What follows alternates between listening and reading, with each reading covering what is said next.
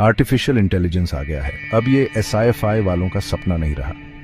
ये आपके फोन में है, आपकी कार में है, शायद आपके टोस्टर में भी। AI देख रहा है, सुन रहा है, सीख रहा है, और ये दिन ब दिन और भी स्मार्ट होता जा रहा है। लगता है सेल्फ ड्राइविंग कार्स कमाल की चीज है। ये तो बस शुरुआत है। 2030 तक AI उतना ही आम हो जाएगा जितनी बिजली। हम सोचेंगे कि हम इसके बिना कैसे रहते थे, जैसे आज हम सोचते हैं कि बिना स्मार्टफोन्स के कैसे रहते थे, जो हमारे हाथों से चिपके रहते हैं। लेकिन असली बात यह है, ये सिर्फ सुविधा की बात नहीं है, ये टेक्नोलॉजी के साथ हमारे रिश्ते में एक बड़ा बदलाव है।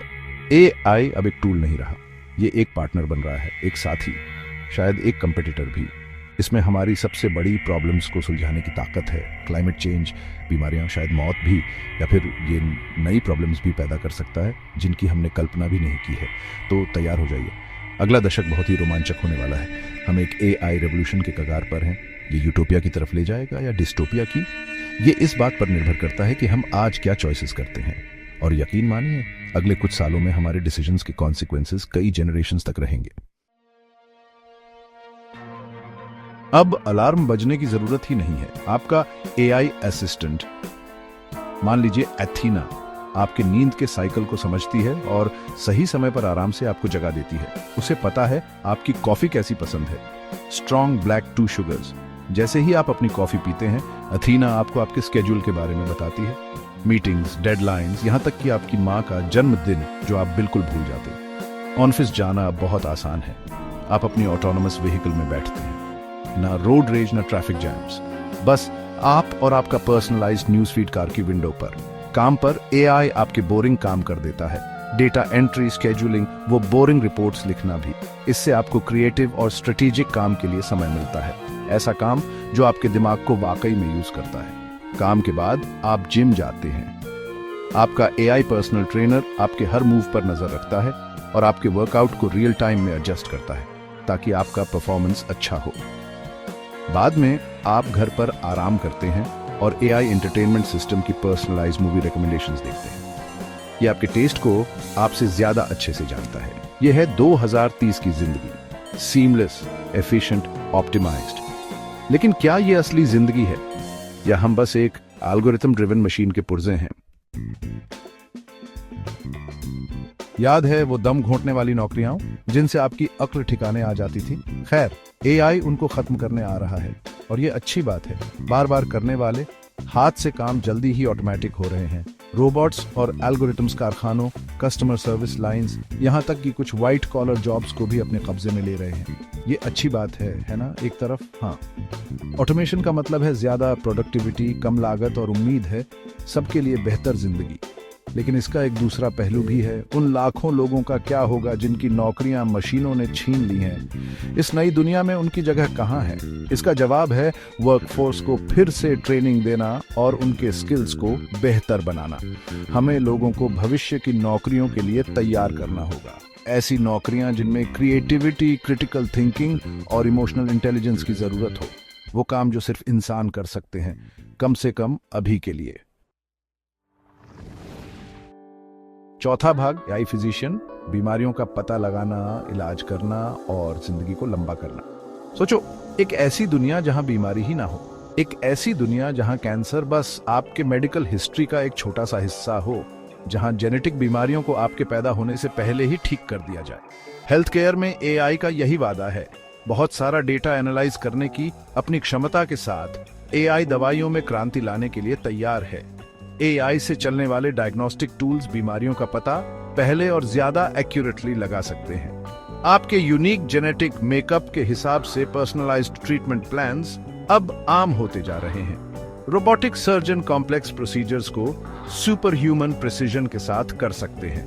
और एक ऐसा AI बनाने की रेस शुरू हो चुकी है जो न सिर्फ बीमारियों को ठीक करेगा बल्कि बुढ़ापे को भी रिवर्स कर देगा।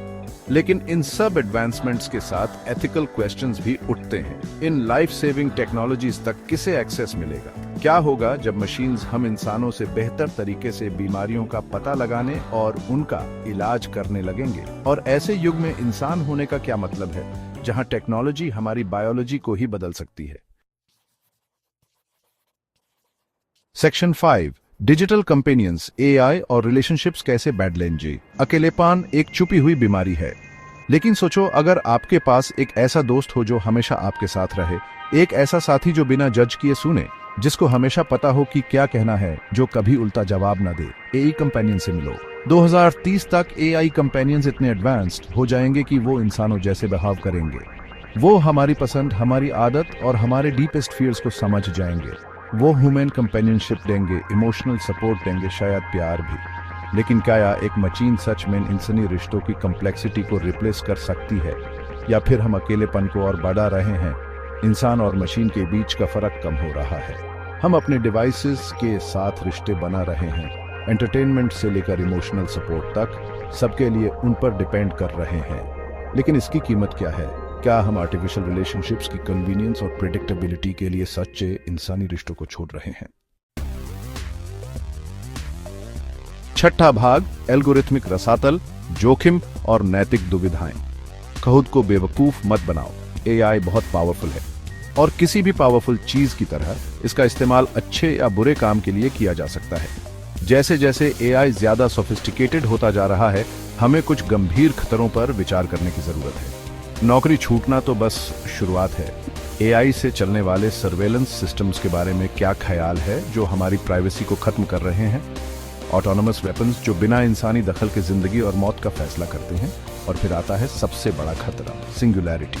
वो हाइपोथेटिकल पल जब एआई इंसानी दिमाग से आगे निकल जाएगा और बेकाबू हो जाएगा।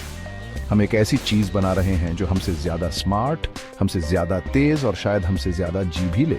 हमें सावधानी से आगे बढ़ने की जरूरत है। हमें यह सुनिश्चित करना होगा कि एआई एथिकली और रिस्पॉन्सिबली डेवलप और डिप्लॉय किया जाए, क्योंकि अगर हम रूल्स नहीं बनाएंगे तो कौन बनाएगा? सातवां भाग, मेल मिलाप ढूंढना, एक एआई चालित दुनिया में साथ रहना। भविष्य अभी लिखा नहीं गया है, लेकिन एक बात तो साफ है, एआई यहीं रहने वाला है। सवाल ये नहीं है कि हम इसे अपनाएं या ठुकराएं। सवाल ये है कि हम इसे इंसानियत की सेवा के लिए कैसे ढालें। हमें एआई को खतरा नहीं, बल्कि एक औजार समझना होगा। एक ऐसा औजार जो हमारी सबसे बड़ी चुनौतियों को सुलझाने और एक बेहतर भविष्य बनाने में हमारी मदद कर सकता है। हमें शिक्षा, अनुसंधान और नैतिक ढांचों में निवेश करने की जरूरत है।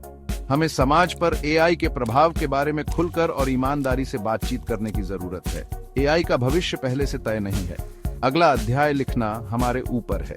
एक ऐसा भविष्य बनाना हमारे ऊपर है जहां इंसान और मशीनें साथ रहें, मालिक और गुलाम की तरह नहीं, बल्कि साझेदारों की तरह। एक ऐसा भविष्य जहां एआई हमारे जीवन को बेहतर बनाए, न कि उसे परिभाषित करे।